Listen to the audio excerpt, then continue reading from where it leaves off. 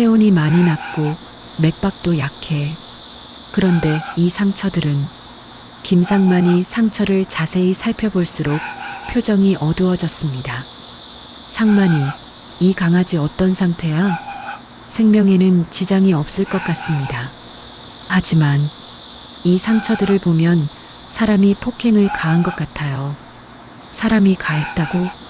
누가 이런 작은 강아지를 때린다는 말이야? 세상에 어떤 나쁜 놈이 이런 짓을 했을까? 어미 진돗개가 보따리를 물고 수의사 앞을 막아섰습니다. 천 사이로 번지는 붉은 핏자국, 그 안에 숨겨진 끔찍한 비밀이 드러나는 순간 모두가 경악했습니다. 오늘의 이야기도 끝까지 시청해주세요. 구독과 좋아요는 무료입니다. 남해군 읍내 한복판에 자리 잡은 작은 동물병원 간판이 아침 햇살에 반짝입니다. 사랑동물병원이라고 적힌 낡은 간판 아래로 김상만이 천천히 셔터를 올리고 있습니다. 올해 68인 김상만은 서울에서 40년 넘게 동물병원을 운영하다가 은퇴 후 고향으로 내려온 지 벌써 3년째입니다. 오늘도 좋은 하루가 되겠구나. 김상만은 혼잣말을 중얼거리며 병원 문을 활짝 열었습니다. 곧바로 동네 고양이 몇 마리가 슬금슬금 나타나 발목에 몸을 비비기 시작합니다. 김상만은 미소를 지으며 고양이들을 쓰다듬어 줍니다. 야야, 배고프지? 잠깐만 기다려라. 김상만이 병원 안으로 들어가 사료를 가져오는 사이 장터에서 일찍 나온 상인들이 하나둘 지나가며 인사를 건넵니다. 상만 선생님, 일찍 나오셨네요. 어서 오세요, 김 선생님. 마을 사람들에게 김상만은 그저 김 선생님이 아니라 상만이입니다. 어릴 때부터 함께 자란 동네 사람들에게는 나이를 먹어도 여전히 그 시절 그 상만이인 것입니다.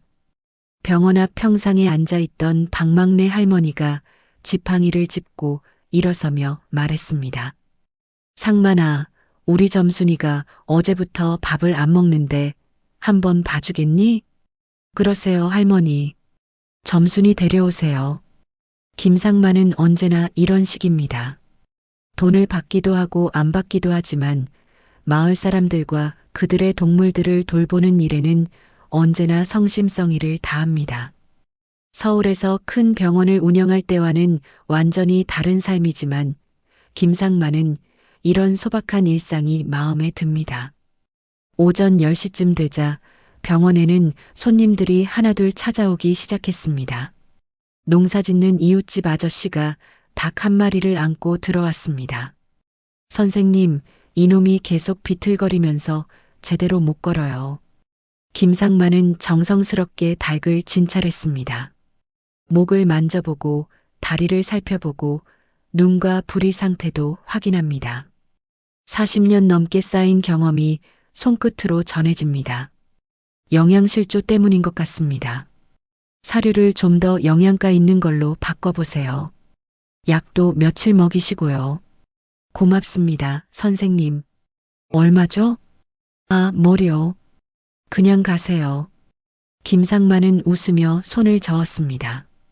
이런 일이 하루에도 몇 번씩 반복됩니다. 점심때가 되자 김상만은 병원 문을 잠시 닫고 근처 식당으로 향했습니다. 마을 식당 정민의 밥집에서 된장찌개 한 그릇을 시켜놓고 있는데 옆 테이블에 앉은 아저씨들이 수군거리는 소리가 들려왔습니다. 요즘 우리 동네에 개들이 너무 많이 돌아다녀. 맞아, 버려진 개들이 늘어나고 있어. 누가 계속 버리는 것 같은데. 장터 뒤쪽에서 밤마다 개 우는 소리가 들리던데 뭔가 이상해. 김상만은 귀가 쫑긋했습니다. 수의사로서 이런 이야기를 그냥 지나칠 수는 없었습니다. 실례지만 어디서 개들이 많이 보인다고 하셨습니까? 아, 김 선생님이시구나. 장터 근처랑 고물상 쪽에서요. 요새 며칠 사이에 특히 많이 늘었어요. 김상만은 고개를 끄덕이며 생각에 잠겼습니다. 단순히 유기견이 늘어나는 것일까? 아니면 다른 이유가 있는 것일까? 오후에 병원으로 돌아온 김상만은 평소보다 더 바쁜 하루를 보냈습니다. 감기에 걸린 강아지, 다리를 다친 고양이, 배탈이 난 토끼까지. 하지만 마음 한편으로는 점심에 들은 이야기가 계속 신경 쓰였습니다. 해가 질 무렵 김상만은 병원 정리를 마치고 문을 닫으려고 했습니다. 그런데 밖에서 이상한 소리가 들려왔습니다.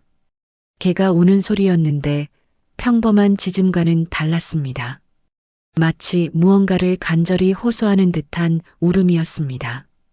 김상만이 문을 열고 밖으로 나가보니 멀리서 한 마리의 개가 병원 쪽으로 천천히 걸어오고 있었습니다.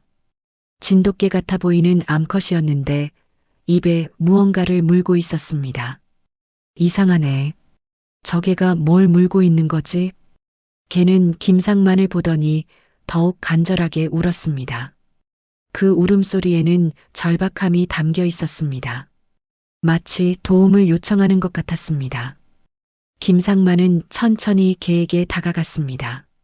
개는 도망가지 않고 그 자리에 서서 계속 울고 있었습니다. 가까이 가보니 개가 물고 있는 것은 낡은 보따리였습니다. 얘야, 그게 뭐니? 어디서 온 거야? 하지만 개는 대답할 수 없었습니다. 다만 더욱 애절하게 울 뿐이었습니다. 그 순간 김상만은 이상한 예감이 들었습니다. 뭔가 심상치 않은 일이 벌어지고 있는 것 같았습니다. 마을은 여전히 평화로워 보였지만 김상만의 마음속에는 작은 불안이 자리 잡기 시작했습니다. 내일은 어떤 일이 벌어질까? 그 개는 왜 그런 간절한 눈빛으로 자신을 바라보는 걸까? 밤하늘에 별이 떠오르는 가운데 김상만은 병원 문을 닫고 집으로 향했습니다. 하지만 마음 한편으로는 내일이 오늘과는 다른 하루가 될 것 같은 예감을 지울 수 없었습니다. 다음 날 아침 김상만은 평소보다 일찍 병원에 도착했습니다. 어젯밤 그 개와 보따리가 계속 신경 쓰여서 잠을 제대로 이루지 못했기 때문입니다. 병원 문 앞에 다가서는 순간 김상만은 깜짝 놀랐습니다. 어젯밤 그 암컷 진돗개가 병원 문 앞에 단정히 앉아서 기다리고 있었기 때문입니다. 너 어젯밤 그 개구나. 여기서 밤새 기다렸니? 개는 김상만을 보자마자 벌떡 일어서서 꼬리를 흔들었습니다. 하지만 평범한 반가움의 표현과는 달랐습니다. 그 눈빛에는 간절함과 절박함이 가득 담겨 있었고 여전히 입에는 어젯밤과 똑같은 낡은 보따리를 물고 있었습니다. 아직도 그걸 물고 있구나. 대체 뭐가 들어있는 거니? 김상만이 병원 문을 열려고 열쇠를 꺼내는 순간 개는 갑자기 병원 문 앞을 가로막고 섰습니다. 그리고 보따리를 바닥에 조심스럽게 내려놓더니 김상만을 향해 짖기 시작했습니다. 와랄, 와랄랄. 하지만 그 짖음은 위협적이거나 공격적인 것이 아니었습니다. 오히려 뭔가를 간청하는 듯한, 도움을 요청하는 듯한 소리였습니다. 개는 계속해서 보따리와 김상만을 번갈아 바라보며 짖었습니다. 그때 장터에서 야채를 사러 일찍 나온 박막내 할머니가 지팡이를 짚고 걸어오다가 이 광경을 목격했습니다. 아이고 상만아, 저 개가 왜 저리 우는겨? 뭔 일이 있는 거 아니여?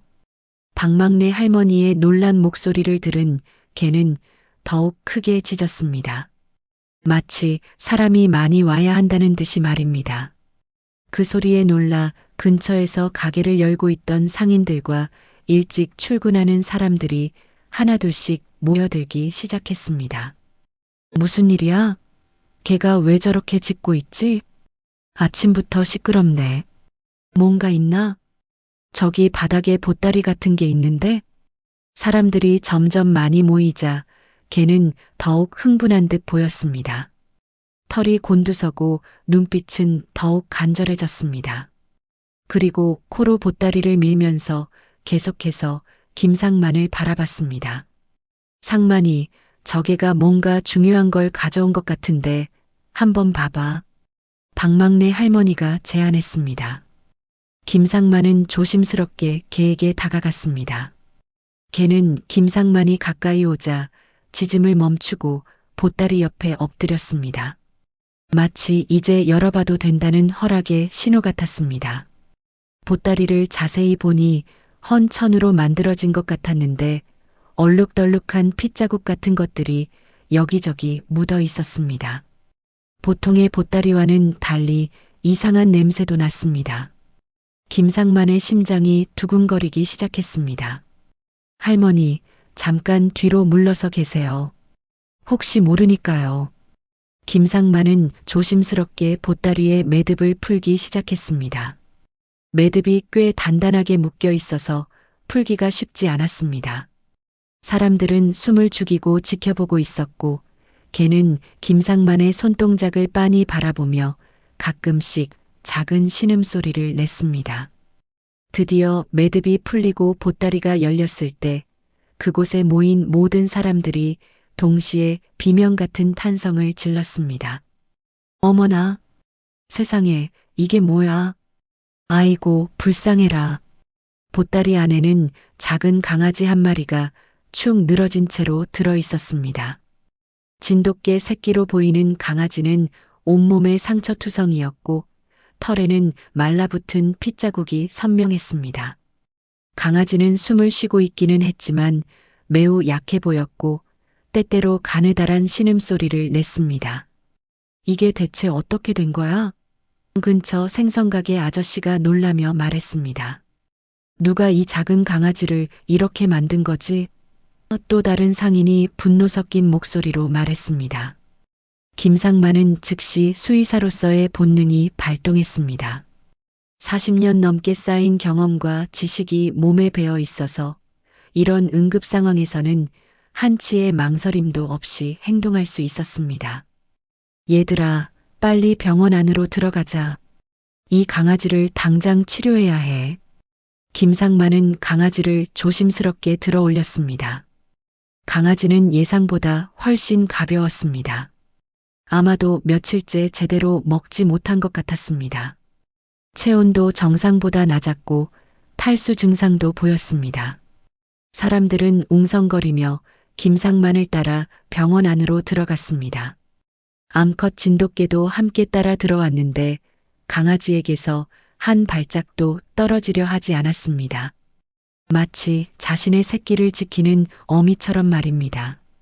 김상만은 강아지를 진료대 위에 조심스럽게 올려놓고 즉시 검진을 시작했습니다. 체온계로 체온을 재고 청진기로 심장소리와 폐소리를 확인하고 상처 부위를 하나하나 자세히 살펴봤습니다. 체온이 많이 낮고 맥박도 약해. 그런데 이 상처들은 김상만이 상처를 자세히 살펴볼수록 표정이 어두워졌습니다. 이런 상처들은 자연스럽게 생길 수 있는 것들이 아니었기 때문입니다. 상만이, 이 강아지 어떤 상태야? 박막내 할머니가 걱정스럽게 물었습니다. 김상만은 잠시 망설이다가 진실을 말하기로 했습니다. 생명에는 지장이 없을 것 같습니다. 하지만 이 상처들을 보면 사람이 가한 것 같아요. 순간 병원 안이 정적에 휩싸였다가 곧 웅성거리는 소리로 가득 찼습니다. 사람이 가했다고? 누가 이런 작은 강아지를 때린다는 말이야? 세상에 어떤 나쁜 놈이 이런 짓을 했을까? 암컷 진돗개는 진료대 아래에서 조용히 앉아 있으면서도 강아지를 계속 올려다보고 있었습니다. 가끔씩 작은 소리로 우는 것이 정말로 모성애가 느껴졌습니다. 이 개가 이 강아지 어미인 것 같네. 한 상인이 말했습니다. 맞는 것 같아요. 저 눈빛을 보세요. 완전히 새끼를 걱정하는 어미 눈빛이잖아요. 김상만은 강아지에게 응급처치를 해주면서 마음이 무거웠습니다. 수의사로서 수많은 동물들을 치료해봤지만 사람의 손에 의해 이렇게 다친 동물을 보는 것은 언제나 가슴 아픈 일이었습니다. 상만이, 이 강아지 완전히 회복될 수 있겠어? 박막내 할머니가 다시 물었습니다. 다행히 생명에는 지장이 없을 것 같습니다. 며칠 정도 집중적으로 치료하면 회복될 거예요. 그런데 그때 암컷개가 갑자기 일어서서 병원 문 쪽으로 갔습니다. 그리고 다시 짖기 시작했는데 이번에는 아까와는 또 다른 종류의 짖음이었습니다. 와랄, 와랄랄. 이번 짖음은 더 급박하고 절박했습니다. 마치 또 다른 급한 일이 있다는 듯이 말입니다. 저개가 또 뭔가 말하려고 하는 것 같은데 혹시 또 다른 강아지가 다친 게 있는 건 아닐까? 사람들의 추측이 오가는 가운데 암컷개는 병원 밖으로 나가더니 특정 방향을 향해 계속 짖고 있었습니다. 그 방향은 바로 병원 뒤쪽이었습니다. 김상만은 강아지 상태를 안정시킨 후 사람들을 향해 말했습니다. 일단 이 강아지는 괜찮습니다. 그런데 저개가 또 뭔가 보여주려고 하는 것 같네요. 그럼 우리 따라가 봐야 하는 거 아니야? 한 상인이 제안했습니다. 맞아. 혹시 또 다른 동물이 도움이 필요할지도 몰라. 사람들은 호기심과 걱정이 섞인 마음으로 하나둘 밖으로 나가기 시작했습니다. 김상만도 강아지를 따뜻한 담요로 덮어주고 보온등을 켠 다음 따라 나섰습니다. 암컷개는 사람들이 따라오는 것을 확인하고는 병원 뒤쪽 창고 방향으로 향했습니다. 그 모습이 마치 무언가 중요한 것을 보여주려는 것 같았습니다. 김상만과 마을 사람들이 암컷 진돗개를 따라 병원 뒤편으로 향했습니다. 개는 계속해서 뒤돌아보며 사람들이 따라오고 있는지 확인했고 목적지에 가까워질수록 더욱 조급해하는 모습을 보였습니다. 병원 뒤편에는 김상만이 의료기구와 사료 등을 보관하는 작은 창고가 있었습니다. 평소에는 조용하고 한적한 곳이었는데 암컷개는 바로 그 창고 앞에서 멈춰 섰습니다. 여기에 뭔가 있다는 말인가? 박막내 할머니가 중얼거렸습니다. 개는 창고 문 앞에 앉더니 다시 짖기 시작했습니다. 하지만 이번 짖음은 지금까지 들어본 것과는 완전히 달랐습니다. 더 슬프고 더 애절했습니다. 마치 무언가 끔찍한 일이 벌어졌다는 것을 알리려는 것 같았습니다. 이상해. 저개가 왜 저렇게 슬프게 우는 거지? 생선가게 아저씨가 의아해했습니다. 뭔가 좋지 않은 일이 있었나 봐. 또 다른 상인이 불안한 표정으로 말했습니다. 김상만은 심상치 않은 분위기를 느끼며 창고 문 앞으로 다가갔습니다. 평소에는 항상 잠가두는 창고인데 오늘은 문이 살짝 열려 있었습니다. 이상하네. 내가 어제 분명히 잠갔는데. 김상만이 창고 문을 열려고 하는 순간 암컷개가 갑자기 뛰어와서 김상만의 바지를 입으로 잡아당겼습니다. 그리고 더욱 간절하게 울었습니다. 왜 그래, 얘야? 뭐가 있다는 거니? 김상만은 개의 반응을 보며 뭔가 심각한 일이 벌어졌다는 것을 직감했습니다. 40년 넘게 동물들과 함께 살아온 경험으로 동물의 행동과 감정을 어느 정도 읽을 수 있었기 때문입니다. 상만아, 조심해서 열어봐. 박막내 할머니가 걱정스럽게 말했습니다. 김상만이 조심스럽게 창고 문을 완전히 열자 안에서 퀴퀴한 냄새가 흘러나왔습니다. 처음에는 어둠 때문에 잘 보이지 않았지만 눈이 익숙해지면서 창고 구석에 또 다른 보따리 같은 것이 보였습니다. 저기 또 뭔가 있네. 한 상인이 가리키며 말했습니다. 하지만 이번 보따리는 아침에 본 것과는 달랐습니다. 훨씬 컸고 그 주변에는 이상하고 불쾌한 냄새가 강하게 났습니다. 그리고 무엇보다 암컷개의 반응이 완전히 달랐습니다. 개는 창고 안으로 들어가더니 보따리 앞에서 엎드렸습니다. 그리고 지금까지 들어본 것 중 가장 슬픈 소리로 울기 시작했습니다. 기잉, 기잉. 그 울음소리는 듣는 사람들의 가슴을 찢어놓을 만큼 슬펐습니다. 마치 자신의 가장 소중한 것을 잃었다는 것을 표현하는 것 같았습니다.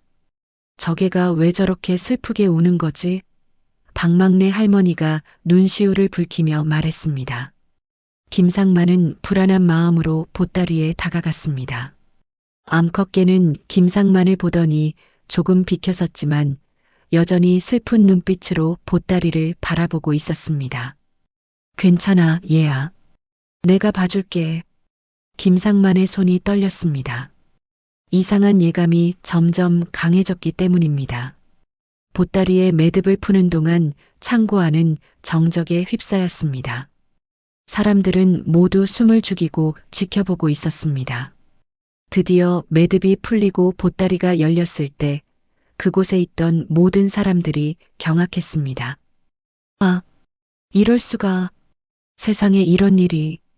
보따리 안에는 작은 강아지 2마리가 차갑게 식은 채로 누워 있었습니다. 아침에 본 강아지와 비슷한 진돗개 새끼들이었는데 이미 숨이 끊어진 지 오래된 것 같았습니다. 박막내 할머니는 너무 놀라서 뒷걸음질을 쳤고 몇몇 사람들은 고개를 돌렸습니다. 차마 그 광경을 직시할 수 없었기 때문입니다. 이게 대체 무슨 일이야?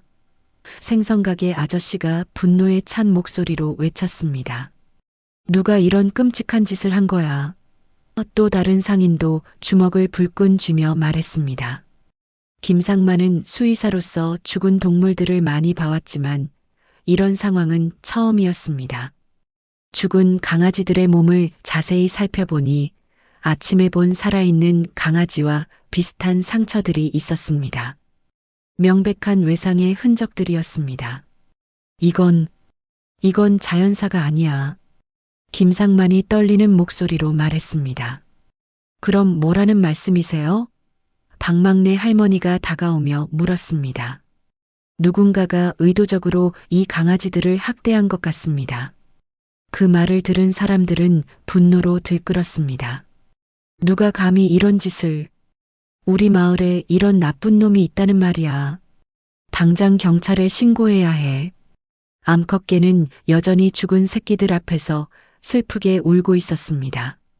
그 모습을 보고 있으니 사람들의 마음도 더욱 아팠습니다. 저게가 이 강아지들의 어미구나. 한 사람이 눈물을 글썽이며 말했습니다. 그럼 아침에 데려온 강아지까지 합쳐서 3마리를 낳았는데 2마리는 죽고 하나만 살아남은 거네. 너무 불쌍해. 저게 마음이 얼마나 아플까. 김상만은 즉시 휴대폰을 꺼내 112에 신고했습니다. 여보세요, 경찰서인가요? 동물학대 사건을 신고하려고 합니다. 남해군 읍내 사랑동물병원입니다. 신고를 마친 김상만은 사람들을 둘러보며 말했습니다. 경찰이 올 때까지 이 현장을 그대로 보존해야 합니다. 아무것도 건드리지 마세요. 상만이 말이 맞아. 증거를 제대로 보존해야 해. 그런데 그때부터 마을에서 소문을 듣고 더 많은 사람들이 몰려들기 시작했습니다. 순식간에 병원 주변은 사람들로 북적였습니다. 정말 강아지들이 죽었다고? 누가 이런 끔찍한 짓을 했대? 우리 마을이 이런 일로 시끄러워지다니. 사람들은 각자 나름대로의 추측을 내놓기 시작했습니다. 요즘 장터 뒤쪽에서 이상한 소리가 났다더니. 맞아. 특히 밤에 개들 우는 소리가 많이 들렸어. 혹시 최근에 이사 온 사람들이 수상하지 않아? 아니야. 오히려 예전부터 살던 사람 중에 이상한 사람이 있을 수도 있어. 여러 의견들이 오가는 가운데 누군가가 중요한 정보를 제공했습니다. 아, 그런데 며칠 전에 장터에서 최병순의 며느리 윤정이가 밤늦게 뭔가 보따리를 들고 다니는 걸 봤는데. 정말? 어떤 보따리? 글쎄, 좀 이상했어. 혼자서 뭔가를 숨기듯이 가지고 다니더라고. 그리고 최병수 집에서 요즘 밤마다 개 우는 소리가 많이 났다니까. 혹시 그 집과 관련이 있는 건 아닐까? 사람들의 추측은 점점 구체적인 방향으로 흘러갔습니다. 하지만 아직은 확실한 증거가 없었기 때문에 섣불리 단정할 수는 없었습니다. 30분 정도 지나자 경찰차 한 대가 병원 앞에 도착했습니다. 경찰관 2명이 내려서 상황을 파악하기 시작했습니다. 신고하신 분이 김상만 씨인가요? 네, 제가 신고했습니다. 김상만은 경찰에게 아침부터 지금까지 벌어진 모든 일들을 자세히 설명했습니다. 암컷개가 다친 강아지를 데려온 것, 창고에서 죽은 강아지들을 발견한 것, 모든 강아지들에게 명백한 학대의 흔적이 있다는 것. 경찰은 현장을 꼼꼼히 살펴보고 사진을 찍으며 증거를 수집했습니다. 일단 부검을 해봐야 정확한 사인을 알 수 있겠네요. 주변에 이런 일이 더 있었는지도 조사해 보겠습니다. 경찰이 조사하는 동안 마을 사람들은 계속해서 수군거렸습니다. 평화롭던 남해군 읍내 마을에 이런 끔찍한 일이 벌어졌다는 사실에 모두들 큰 충격을 받고 있었습니다. 무엇보다 가장 큰 궁금증은 누가 이런 잔혹한 짓을 했느냐는 것이었습니다. 마을 사람들은 서로를 의심하기 시작했고 불안감과 분노가 마을 전체에 퍼지고 있었습니다. 암컷개는 여전히 죽은 새끼들 곁을 떠나지 않고 있었습니다. 그 모습이 너무도 처량하고 슬퍼서 보는 이들의 마음을 더욱 무겁게 만들었습니다. 경찰이 현장을 조사하는 동안 더 많은 마을 사람들이 몰려들었습니다. 소문이 들불처럼 번져서 오전 내내 병원 주변은 사람들로 붐볐습니다. 모두들 누가 이런 끔찍한 일을 저질렀는지 궁금해했고 동시에 분노와 불안감을 감추지 못했습니다. 정말 사람이 저런 짓을 했다는 말이야? 장터에서 온 한 상인이 믿을 수 없다는 듯이 말했습니다. 그런 것 같아. 김 선생님이 상처를 보더니 자연스럽게 생긴 게 아니라고 하더라고. 박막내 할머니가 한숨을 쉬며 대답했습니다. 그럼 우리 마을에 그런 나쁜 놈이 있다는 말인가? 끔찍하네. 사람들의 수군거림이 계속되는 가운데 경찰은 죽은 강아지들을 부검을 위해 가져갔고 창고 주변의 증거들도 수집했습니다. 그리고 마을 사람들을 대상으로 본격적인 조사를 시작했습니다. 최근에 이 근처에서 이상한 일을 목격하신 분 있나요? 경찰관이 노트를 펼치며 물었습니다.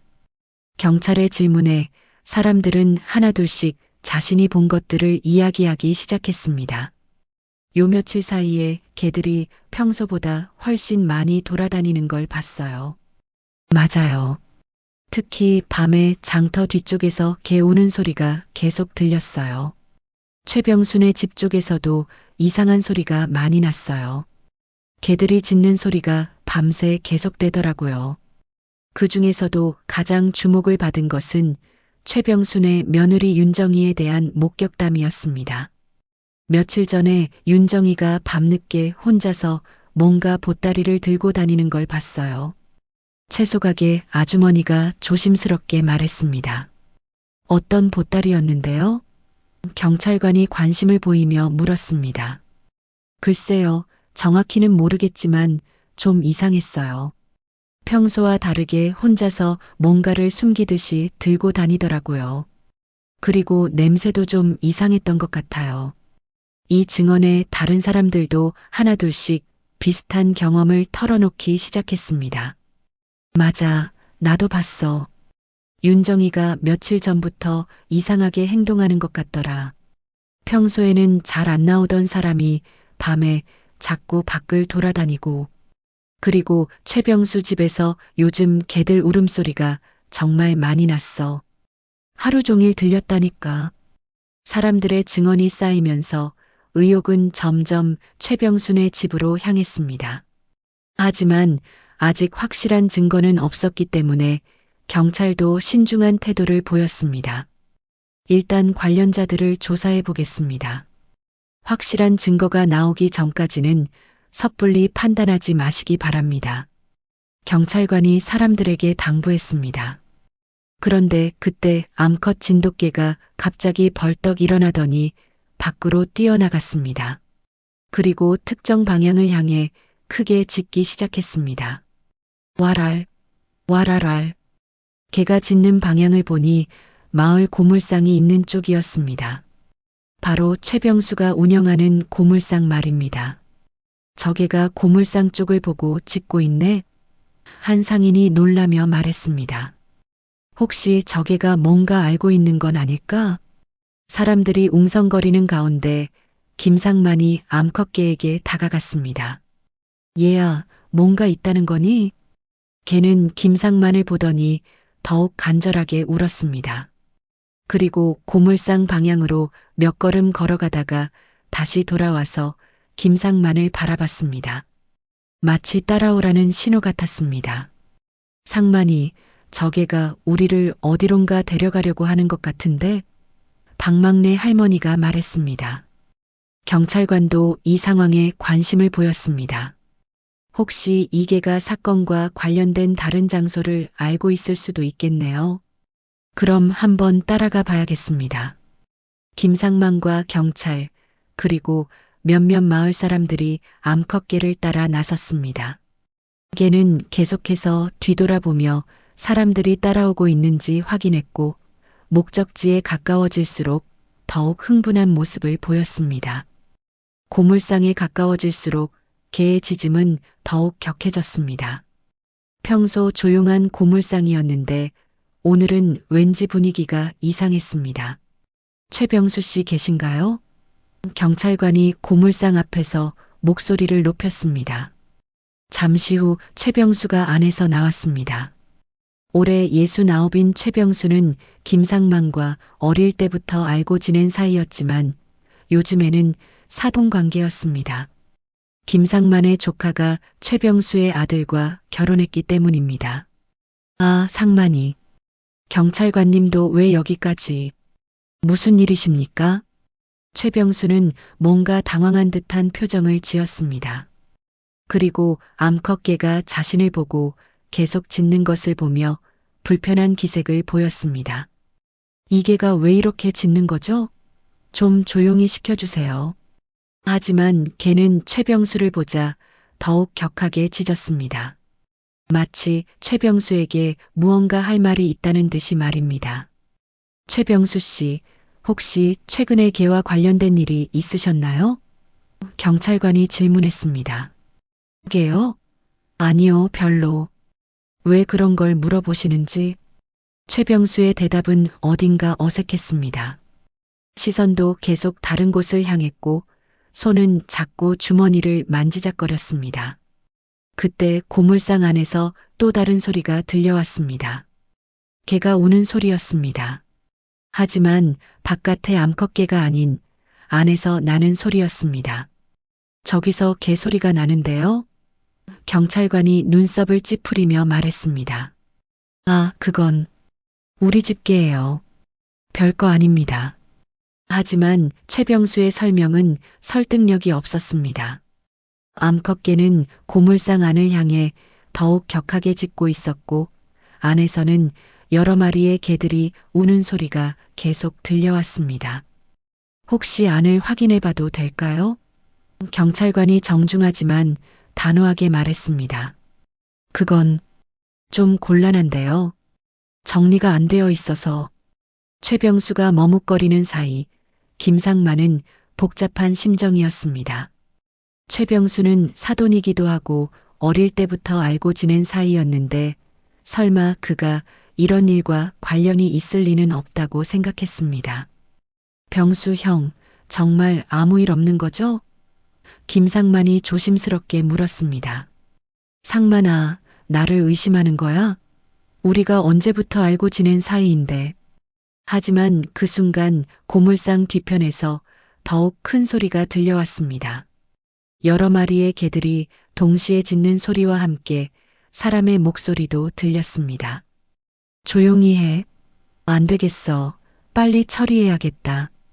그 목소리는 여자 목소리였는데 최병수의 며느리 윤정희의 목소리 같았습니다.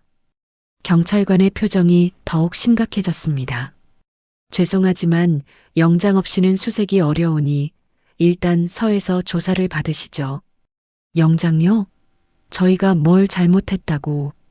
최병수가 당황하는 사이 암컷개는 계속해서 고물상을 향해 짖고 있었습니다. 그 모습을 보고 있던 마을 사람들은 점점 확신을 갖기 시작했습니다. 뭔가 이상한 일이 그 고물상에서 벌어지고 있다는 것을. 김상만은 마음이 무거워졌습니다. 설마 사돈인 최병수가 그런 끔찍한 일에 연루되어 있을 리는 없다고 생각했지만 상황은 점점 좋지 않은 방향으로 흘러가고 있었습니다. 그리고 무엇보다 암컷개의 반응이 너무나 확실했습니다.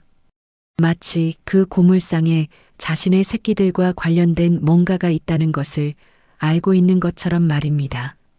마을은 점점 더 큰 혼란에 빠져들고 있었고 진실은 아직 베일에 쌓여 있었습니다. 하지만 한 가지 분명한 것은 이 사건이 단순한 동물학대를 넘어서는 더 큰 문제라는 것이었습니다. 해가 지고 밤이 깊어질 무렵 마을은 여전히 불안한 분위기에 휩싸여 있었습니다. 경찰은 최병수와 윤정희를 서해에 데려가 조사를 진행했지만 아직 구체적인 증거가 부족한 상황이었습니다. 김상만은 병원에서 다친 강아지를 돌보며 복잡한 심정으로 하루를 마무리하고 있었습니다. 상만이, 오늘 정말 힘들었겠어. 얼른 집에 가서 쉬어. 박막내 할머니가 걱정스럽게 말했습니다. 네, 할머니. 강아지 상태도 많이 좋아졌으니 내일 다시 봐야겠어요. 김상만이 병원 문을 잠그려는 순간 암컷 진돗개가 갑자기 벌떡 일어나더니 병원 뒤쪽을 향해 달려가기 시작했습니다. 낮에 죽은 강아지들을 발견했던 창고와는 다른 방향이었습니다. 와랄, 와랄랄. 개의 짖음은 지금까지 들어본 것 중 가장 절박하고 급박했습니다. 마치 당장 큰일이 벌어질 것 같다는 경고 같았습니다. 저 개가 또 뭔가 발견한 것 같은데 아직 주변에 남아있던 몇몇 마을 사람들이 수군거렸습니다. 김상만은 피곤했지만 개의 행동을 무시할 수 없었습니다. 하루 종일 그 개가 보여준 행동들은 모두 중요한 의미가 있었기 때문입니다. 얘야, 또 뭔가 있다는 거니? 김상만이 개를 따라가자 몇몇 마을 사람들도 궁금해하며 뒤따랐습니다. 개는 병원에서 조금 떨어진 곳에 있는 작은 창고 쪽으로 향했습니다. 그곳은 김상만이 사용하지 않는 오래된 창고였습니다. 창고에 가까워질수록 개의 짖음은 더욱 격해졌고 동시에 이상한 냄새가 바람을 타고 흘러왔습니다. 그것은 낮에 맡았던 것과 비슷하면서도 더욱 심한 냄새였습니다. 이상한 냄새가 나는데? 한 상인이 코를 막으며 말했습니다. 뭔가 썩은 냄새 같아. 김상만이 창고에 도착했을 때 개는 창고 문 앞에서 미친 듯이 짖고 있었습니다. 그런데 이상한 것은 창고 문이 안에서 잠겨 있다는 것이었습니다. 이 창고는 오랫동안 안 썼는데 누가 잠갔지? 김상만이 문을 두드리자 안에서 무언가 움직이는 소리가 들렸습니다. 그리고 여러 마리의 개들이 동시에 짖는 소리도 들려왔습니다. 안에 개들이 있는 것 같은데? 누가 거기에 개들을 가둬놓은 거야?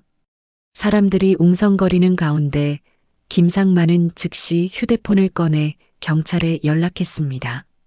경찰서인가요? 아까 동물학대 사건으로 신고했던 김상만입니다. 또 다른 상황이 발생했는데 경찰에 신고를 마친 김상만은 창고 문을 열려고 했지만 쉽게 열리지 않았습니다. 안에서 단단히 잠가놓은 것 같았습니다. 그런데 그때 창고 안에서 사람 목소리가 들려왔습니다. 안 돼. 이미 늦었어. 빨리 처리하자. 그 목소리는 분명히 윤정희의 목소리였습니다. 경찰서에 있어야 할 윤정희가 왜 여기에 있는 것일까? 정희야, 거기 있니? 문 열어라. 김상만이 크게 소리쳤습니다. 잠시 정적이 흐른 후 창고 안에서 더욱 큰 소동이 벌어졌습니다. 개들의 짖음소리와 함께 뭔가를 끄는 소리, 그리고 사람들이 서둘러 움직이는 소리가 들렸습니다. 도망가려는 것 같은데? 한 마을 사람이 말했습니다. 창고 뒤쪽으로 빠져나갈 수 있나? 암컷개는 창고 주변을 맴돌며 계속 짖고 있었습니다. 그런데 갑자기 창고 뒤편으로 달려가더니 더욱 크게 울기 시작했습니다. 저쪽에 뭔가 있나 봐. 사람들이 창고 뒤편으로 돌아가 보니 그곳에는 또 다른 보따리들이 여러 개 쌓여 있었습니다. 그리고 그 보따리들에서는 견딜 수 없을 정도로 심한 냄새가 났습니다. 이게 뭐야? 또 강아지들인가? 김상만이 조심스럽게 보따리 중 하나를 열어보자 안에는 또 다른 죽은 강아지들이 들어 있었습니다. 이번에는 한 보따리에 서너 마리씩 들어 있었고 총 5개의 보따리가 있었습니다.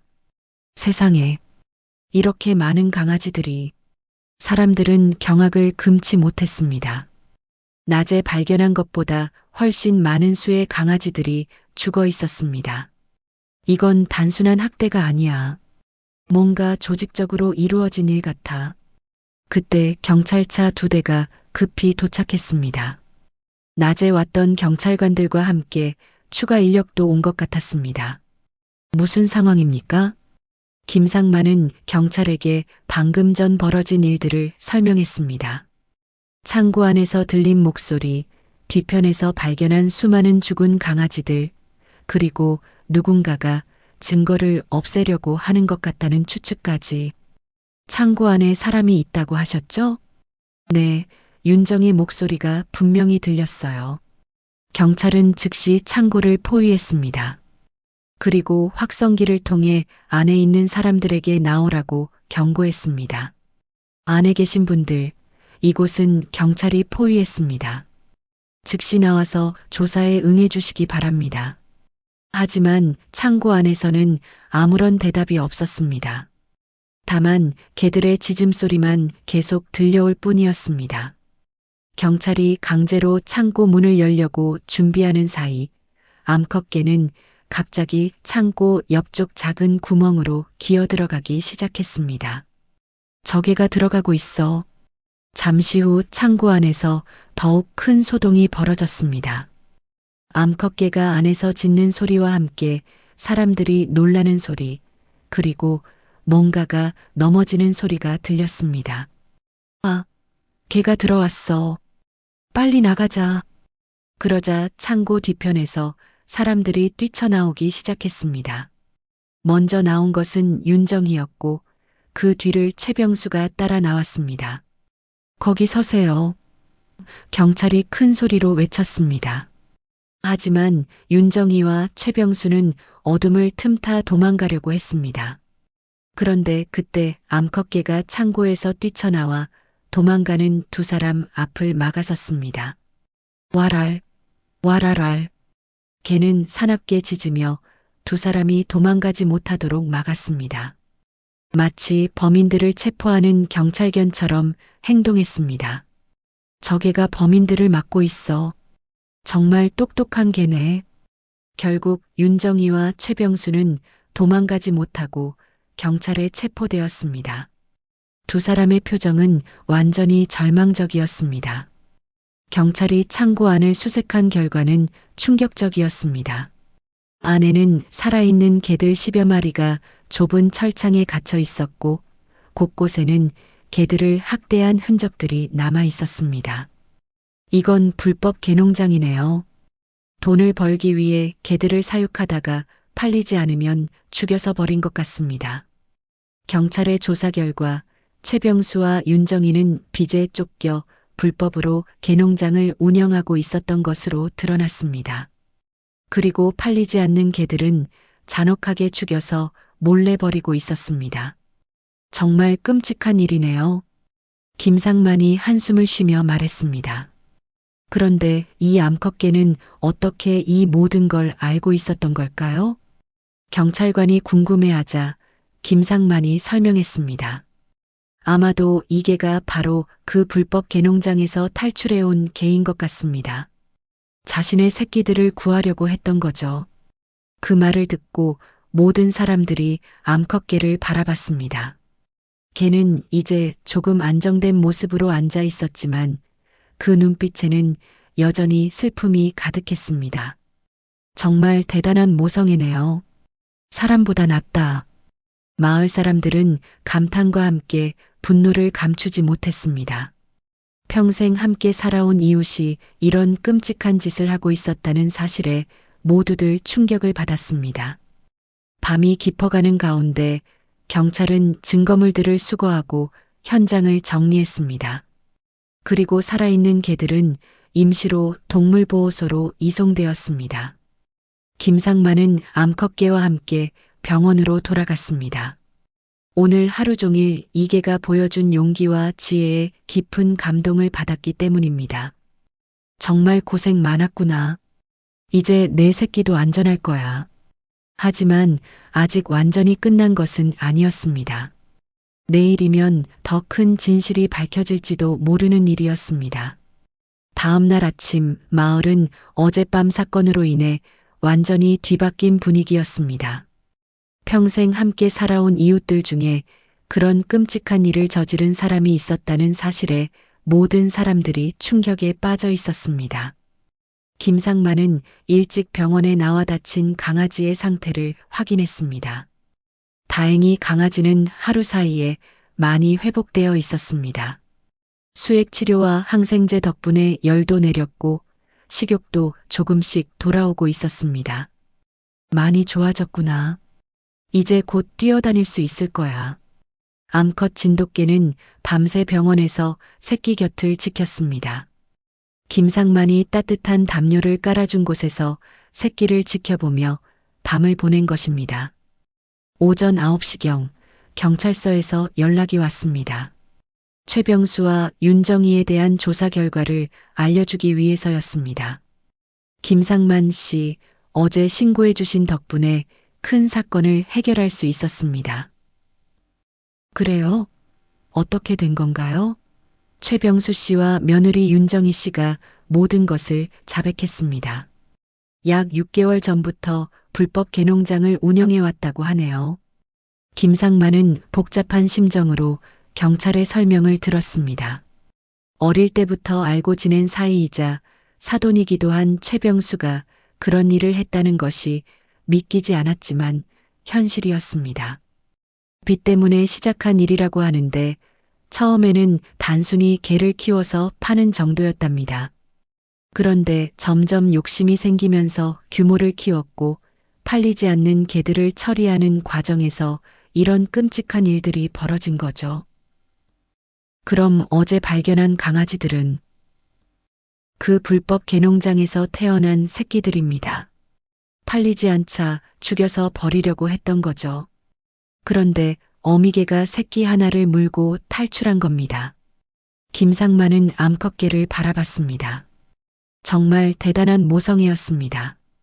자신의 목숨을 걸고 새끼를 구하려고 했던 것입니다. 총 몇 마리나 피해를 입었나요? 지금까지 확인된 것만 해도 강아지 20마리가 넘습니다. 어른 개들도 10마리 정도 되고요.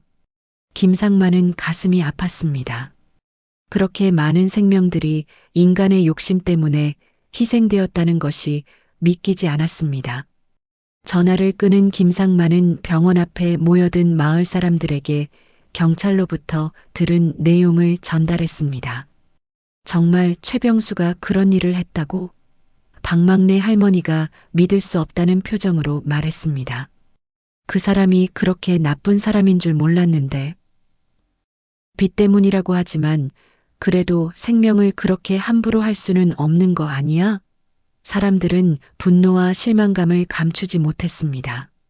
평생 함께 살아온 이웃에 대한 믿음이 무너진 기분이었습니다. 그런데 그때 한 마을 사람이 중요한 사실을 떠올렸습니다. 아, 그런데 생각해보니 최병수 혼자서 그런 일을 다 할 수는 없었을 텐데. 맞아, 분명히 다른 사람들도 관련되어 있을 거야. 혹시 윤정희 말고 다른 사람도 있는 건 아닐까? 사람들의 추측이 이어지는 가운데 김상만은 경찰에 다시 전화를 걸어 확인해 봤습니다. 혹시 다른 공범이 더 있나요? 그 부분도 조사 중입니다. 규모를 보면 두 사람만으로는 힘들었을 것 같거든요. 과연 경찰의 추측이 맞았습니다. 오후에 추가 조사 결과가 나왔는데 인근 지역의 또 다른 개농장 업자와도 연결되어 있었던 것으로 드러났습니다.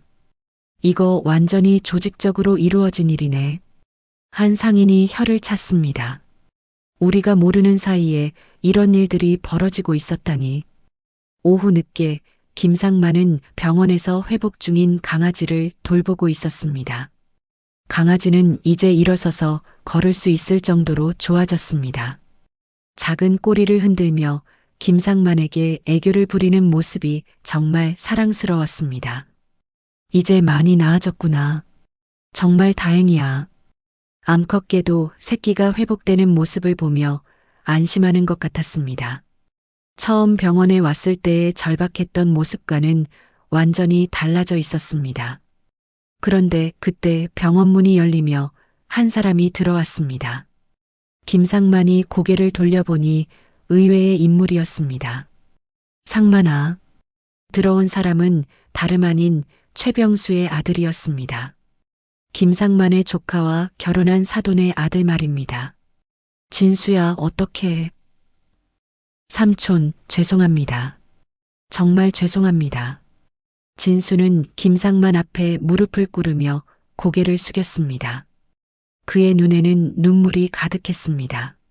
저희 아버지가 그런 끔찍한 일을 했다는 것을 진작 알았어야 했는데 정말 죄송합니다. 김상만은 복잡한 심정으로 진수를 바라봤습니다. 진수는 어릴 때부터 착하고 성실한 아이였습니다. 그런 진수가 아버지의 죄 때문에 이렇게 고통받는 모습을 보니 마음이 아팠습니다. 진수야, 일어나. 내 잘못이 아니잖아. 아니에요, 삼촌. 저도 책임이 있어요. 아버지가 요즘 이상하게 행동하는 걸 눈치챘어야 했는데. 진수는 눈물을 흘리며 자신이 알고 있던 사실들을 털어놓기 시작했습니다. 사실 몇 달 전부터 아버지가 밤늦게 나가는 일이 많았어요. 그리고 집에 이상한 냄새가 나기도 했고요. 제가 물어봐도 대답을 안 하시더라고요. 그래도 설마 그런 일을 하고 있을 줄은 몰랐겠지. 와이프도 눈치채고 있었어요. 시어머니가 요즘 이상하다고 했거든요. 그런데 저희는 그냥 장사가 잘 안 돼서 스트레스 받으시는 줄 알았어요. 김상만은 진수의 이야기를 들으며 안타까움을 느꼈습니다. 가족들도 피해자였던 것입니다. 진수야, 이제 어떻게 할 생각이니? 모르겠어요, 삼촌. 아버지 죄 때문에 저희 가족이 이 동네에서 살 수 있을지. 그런 소리 하지 마. 내가 잘못한 게 아니잖아. 하지만 현실적으로 생각해보면 진수의 걱정이 이해되었습니다. 작은 마을에서 이런 일이 벌어지면 가족들도 함께 손가락질 받기 마련이었습니다. 삼촌, 그런데 저게는 어떻게 되는 거예요? 진수가 암컷개와 강아지를 바라보며 물었습니다. 글쎄, 아직 정하지 못했어. 강아지는 이제 거의 다 나았으니까 곧 입양을 보내야 할 것 같고. 제가 키우면 안 될까요? 김상만은 깜짝 놀랐습니다. 내가? 네, 저희 아버지 때문에 고생한 생명들이잖아요. 제가 책임지고 싶어요. 진수의 진심이 느껴지는 말이었습니다. 김상만은 잠시 생각해 본 후 고개를 끄덕였습니다. 그래, 그게 좋겠다. 이 개들에게는 진정으로 사랑해줄 가족이 필요하니까. 암컷개는 진수를 바라보며 꼬리를 살짝 흔들었습니다. 마치 진수의 마음을 이해하는 것처럼 보였습니다. 해가 저물어가는 가운데 김상만은 오늘 하루를 되돌아봤습니다. 끔찍한 진실이 밝혀졌지만 동시에 인간의 선함도 확인할 수 있었습니다. 진수처럼 책임감을 가지고 속죄하려는 사람들, 그리고 생명을 사랑하고 보호하려는 사람들이 있다는 것이 그나마 위안이 되었습니다. 일주일이 지난 후 최병수와 윤정희의 재판이 시작되었습니다. 불법 개농장 운영과 동물학대 혐의로 기소된 두 사람에게는 마을 사람들의 시선이 차갑기만 했습니다. 김상만은 주요 증인으로 법정에 출석해야 했습니다. 사건의 발단이 된 암컷개와 강아지를 처음 치료한 사람이었기 때문입니다. 증인께서는 피고인 최병수 씨와 어떤 관계입니까? 어릴 때부터 같은 마을에서 살아온 이웃이자 사돈 관계입니다. 그런 가까운 사이였는데도 피고인의 범행을 전혀 눈치채지 못하셨나요? 김상만은 잠시 망설였습니다. 정말 아무것도 몰랐을까? 돌이켜보면 몇 가지 이상한 점들이 있었던 것 같기도 했습니다. 솔직히 말씀드리면 완전히 몰랐다고 할 수는 없을 것 같습니다. 최근 들어 최병수 씨가 평소와 달리 예민해하고 피하는 경향이 있었거든요. 그럼에도 불구하고 의심하지 않으신 이유는? 설마 그런 끔찍한 일을 하고 있을 줄은 상상도 못했습니다. 평생 알고 지낸 사람을 그렇게까지 의심할 수는 없었어요. 검사는 김상만의 증언을 토대로 사건의 전모를 설명했습니다. 최병수와 윤정희가 빚에 쫓겨 시작한 불법 개농장이 점점 규모가 커지면서 통제 불가능한 상황에 이르렀다는 것이었습니다.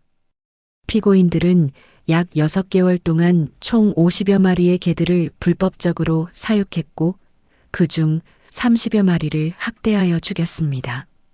법정에 앉아있던 최병수는 고개를 푹 숙인 채 아무 말도 하지 못했습니다. 윤정희는 계속 눈물을 흘리며 후회한다고 말했지만 이미 저질러진 일을 되돌릴 수는 없었습니다. 피고인 최병수, 마지막으로 하고 싶은 말이 있습니까? 판사의 질문에 최병수가 일어섰습니다. 그의 얼굴은 완전히 늙어 보였습니다. 정말 죄송합니다. 변명의 여지가 없습니다. 돈에 눈이 멀어서 생명을 우습게 여겼습니다. 최병수는 김상만 쪽을 바라보며 말을 이었습니다. 상만아, 미안하다. 정말 미안하다. 내가 그렇게 동물을 사랑하는 걸 보면서도 나는. 최병수는 말을 잇지 못하고 주저앉았습니다. 재판 결과 최병수는 징역 2년, 윤정희는 징역 1년 6개월을 선고받았습니다. 또한 벌금과 함께 동물보호단체에 거액의 기부를 하도록 명령받았습니다.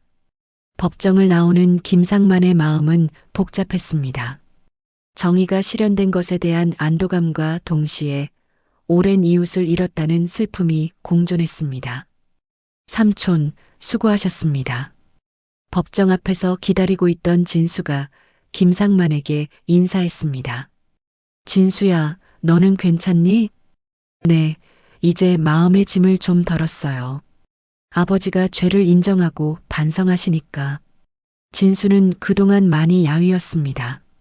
아버지의 죄 때문에 받은 스트레스가 컸을 것입니다. 그런데 백구와 강아지는 어떻게 지내니? 아, 그거 말씀드리려고 했어요. 정말 잘 지내고 있어요. 진수는 미소를 지으며 휴대폰에서 사진을 보여줬습니다. 암컷개 백구와 강아지가 진수의 집 마당에서 뛰어노는 모습이었습니다. 백구라고 이름을 지었어요.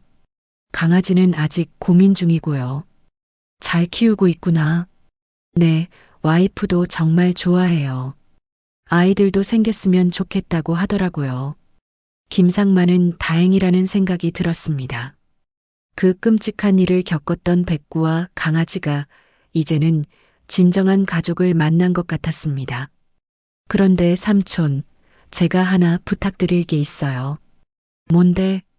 백구가 가끔 병원 쪽으로 가려고 해요. 아마 삼촌을 보고 싶어 하는 것 같아요. 김상만은 웃었습니다. 그래, 그럼 가끔 데리고 와. 나도 보고 싶거든. 정말요? 고맙습니다. 그날 오후 김상만은 병원으로 돌아와 평소와 같은 일상을 시작했습니다. 감기에 걸린 고양이를 치료하고 예방접종을 맞으러 온 강아지들을 돌보았습니다.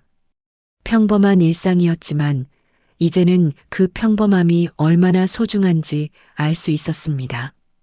해질 무렵 정말로 진수가 백구와 강아지를 데리고 병원에 찾아왔습니다. 선생님, 강아지는 김상만을 보자마자 꼬리를 흔들며 달려왔습니다. 백구도 김상만에게 다가와 고개를 비비며 반가움을 표현했습니다. 많이 좋아졌구나. 정말 건강해 보여. 김상만이 강아지를 안아 올리자 강아지는 김상만의 얼굴을 핥으며 애정 표현을 했습니다. 이 아이 이름을 뭘로 하면 좋을까요? 진수가 물었습니다. 김상만은 잠시 생각해 봤습니다. 희망이는 어때? 이 아이가 우리에게 희망을 가져다 줬으니까. 희망이요? 좋네요. 희망이. 백구는 마치 그 이름이 마음에 든다는 듯 꼬리를 흔들었습니다. 그런데 백구는 정말 똑똑한 개예요. 진수가 말했습니다. 어떻게? 집에서 다른 개들이 다치거나 아프면 바로 알려줘요. 마치 간호사 같다니까요. 김상만은 감탄했습니다.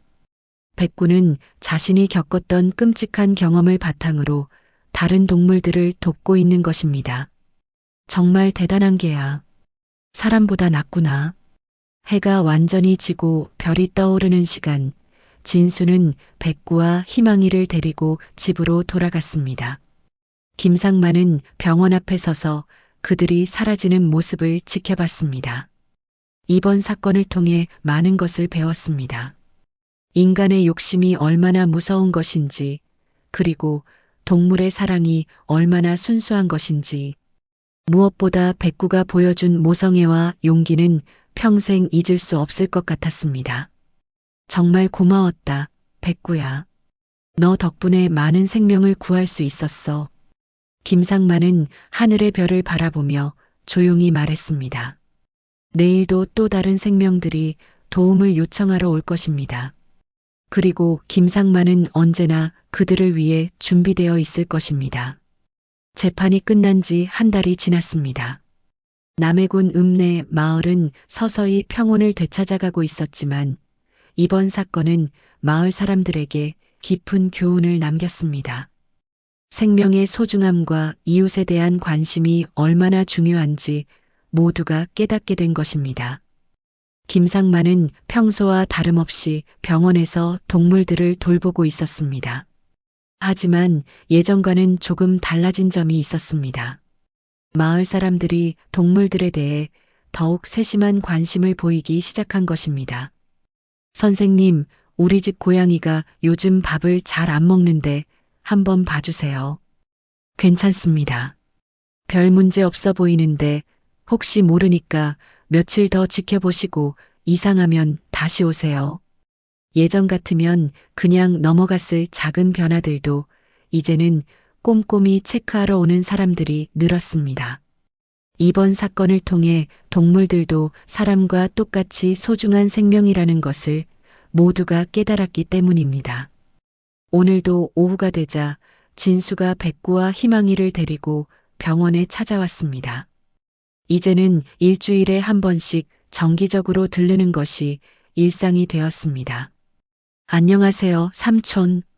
희망이는 김상만을 보자마자 꼬리를 흔들며 달려왔습니다. 이제 완전히 건강해진 희망이는 활발하고 명랑한 강아지로 자라났습니다. 어머, 희망이가 또 컸네. 정말 잘 크고 있어. 백구도 김상만에게 다가와 고개를 살짝 숙이며 인사했습니다. 여전히 침착하고 지혜로운 모습이었습니다. 요즘 어떻게 지내니? 김상만이 진수에게 물었습니다. 정말 좋아요. 백구와 희망이 덕분에 집안 분위기가 완전히 달라졌어요. 진수의 얼굴에는 한 달 전과는 비교할 수 없을 정도로 밝은 표정이 떠올라 있었습니다. 아내도 아이들도 모두 개들을 정말 좋아해요. 특히 백구는 우리 가족의 든든한 지킴이가 되었어요. 어떻게? 이상한 소리가 나거나 누가 오면 바로 알려주거든요. 그리고 아이들이 위험한 곳에 가려고 하면 막기도 하고요. 김상만은 미소를 지었습니다. 백구는 정말 특별한 개였습니다. 자신이 겪었던 끔찍한 경험을 바탕으로 이제는 다른 생명들을 보호하는 일을 하고 있는 것입니다. 그런데 삼촌, 좋은 소식이 하나 더 있어요. 뭔데? 동물보호단체에서 연락이 왔어요. 백구의 이야기를 듣고 모범 사례로 소개하고 싶다고 하더라고요. 정말? 네, 백구처럼 학대받은 동물이 새로운 가족을 만나 행복하게 사는 사례를 널리 알려서 더 많은 사람들이 유기동물 입양에 관심을 갖게 하고 싶다고 해요. 김상만은 정말 좋은 일이라고 생각했습니다. 백구의 이야기가 다른 동물들에게도 희망이 될 수 있다면 그보다 의미 있는 일은 없을 것입니다. 그리고 또 하나 마을에서도 변화가 있어요. 어떤 변화? 마을 이장님이 동물보호 캠페인을 시작한다고 하더라고요. 정기적으로 유기동물 입양 행사도 열고 동물학대 신고센터도 만들겠다고 해요. 이런 변화들을 듣고 있으니 김상만의 마음이 뿌듯했습니다. 끔찍한 사건이었지만 그로 인해 더 좋은 변화들이 생겨나고 있었습니다. 오후 5시경 박막내 할머니가 지팡이를 짚고 병원에 들어왔습니다. 상만아, 우리 점순이 데려왔어. 어서 오세요, 할머니. 점순이 어떤 상태예요? 요즘 너무 활발해져서 걱정이야. 밥도 잘 먹고 뛰어다니고 난리도 아니야. 김상만은 웃었습니다. 예전 같으면 고양이가 아파서 걱정이었는데 이제는 너무 건강해서 걱정이라니. 건강한 게 좋은 거죠, 할머니. 그래도 한번 봐줘. 혹시 모르잖아. 김상만이 점순이를 진찰하는 동안 백구와 희망이는 조용히 한편에 앉아서 지켜보고 있었습니다. 백구는 마치 다른 동물들의 치료 과정을 배우려는 것처럼 집중해서 관찰했습니다. 점순이 완전히 건강해요, 할머니. 걱정 안 하셔도 돼요. 그래, 다행이네. 박막내 할머니가 점순이를 안고 나가려는데 백구가 갑자기 일어서서 할머니에게 다가갔습니다. 그리고 살짝 꼬리를 흔들며 인사했습니다. 어머, 이개가 인사하네. 정말 똑똑해 보여. 이개가 바로 그 유명한 백구예요, 할머니. 아, 그 개구나. 정말 대단한 개라고 들었어. 고마웠다, 얘야. 박막내 할머니가 백구를 쓰다듬어 주자 백구는 기분 좋다는 듯 꼬리를 흔들었습니다. 해가 질 무렵 김상만은 백구와 희망이와 함께 병원 앞 벤치에 앉아 있었습니다. 진수는 잠시 마트에 볼 일이 있어서 나간 상태였습니다. 너희들 덕분에 많은 일이 일어났구나. 김상만이 백구를 바라보며 말하자 백구는 고개를 갸우뚱했습니다. 너희가 없었다면 그 끔찍한 일들이 계속 벌어졌을 거야. 정말 고마워. 희망이는 김상만의 다리에 기대어 앉으며 작은 소리로 응답했습니다. 멍. 그때 멀리서 진수가 돌아오는 모습이 보였습니다. 그런데 진수 혼자가 아니었습니다. 옆에는 아내와 두 아이들이 함께 있었습니다. 삼촌, 오늘은 가족들이 모두 인사드리러 왔어요. 진수의 아내는 김상만에게 정중하게 인사했습니다. 안녕하세요, 삼촌. 평소에 저희를 많이 걱정해 주신다고 들었어요. 아니에요. 진수가 워낙 착한 아이라서. 두 아이들은 백구와 희망이를 보자마자 환호성을 질렀습니다. 백구야, 희망아. 아이들이 달려오자 백구와 희망이도 기뻐하며 꼬리를 흔들었습니다. 정말 화목한 가족의 모습이었습니다. 삼촌, 저희가 백구와 희망이를 입양한 건 정말 잘한 일인 것 같아요. 진수의 아내가 말했습니다. 이 아이들 덕분에 우리 가족이 더욱 행복해졌거든요. 김상만은 가슴이 따뜻해지는 것을 느꼈습니다. 이런 순간을 위해 수의사가 된 것 같았습니다. 밤하늘에 별이 떠오르기 시작할 무렵 진수 가족은 백구와 희망이와 함께 집으로 돌아갔습니다. 삼촌, 다음 주에 또 올게요. 그래, 언제든지 와라. 김상만은 그들이 사라질 때까지 손을 흔들며 배웅했습니다. 병원으로 돌아온 김상만은 하루 일과를 정리하며 창밖을 바라봤습니다. 장터에서는 상인들이 하나둘 정리를 하고 있었고 마을은 평화로운 저녁 풍경을 보여주고 있었습니다. 한 달 전만 해도 이 평화가 깨질 뻔했습니다. 하지만 백구와 희망이 그리고 마을 사람들의 노력으로 더욱 단단한 평화를 만들어낼 수 있었습니다. 김상만은 책상 서랍에서 작은 사진 한 장을 꺼냈습니다. 백구가 처음 병원에 왔던 날 보따리를 물고 온 모습을 찍어둔 사진이었습니다. 정말 용감한 엄마였어. 그 한 마리의 개가 보여준 모성애와 용기가 마을 전체를 바꿔놓았습니다. 사람들은 생명의 소중함을 다시 한번 깨달았고 서로를 더욱 챙기게 되었습니다. 사람보다 낫구나. 정말로. 김상만은 혼잣말을 하며 미소를 지었습니다. 그날 밤 김상만은 오랜만에 깊고 편안한 잠에 빠져들었습니다.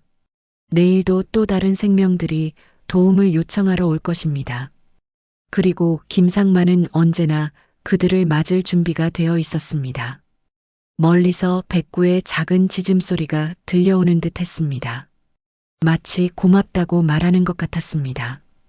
마을의 밤은 깊어갔고 모든 생명들은 평화롭게 잠들어가고 있었습니다. 백구와 희망이도 새로운 가족의 품에서 따뜻한 꿈을 꾸고 있을 것입니다. 그리고 김상만의 마음속에는 앞으로도 계속 이어질 생명을 향한 사랑이 가득했습니다. 구독과 좋아요로 백구와 김상만 선생님을 응원해 주세요. 구독과 좋아요는 무료입니다. 실버인생 극장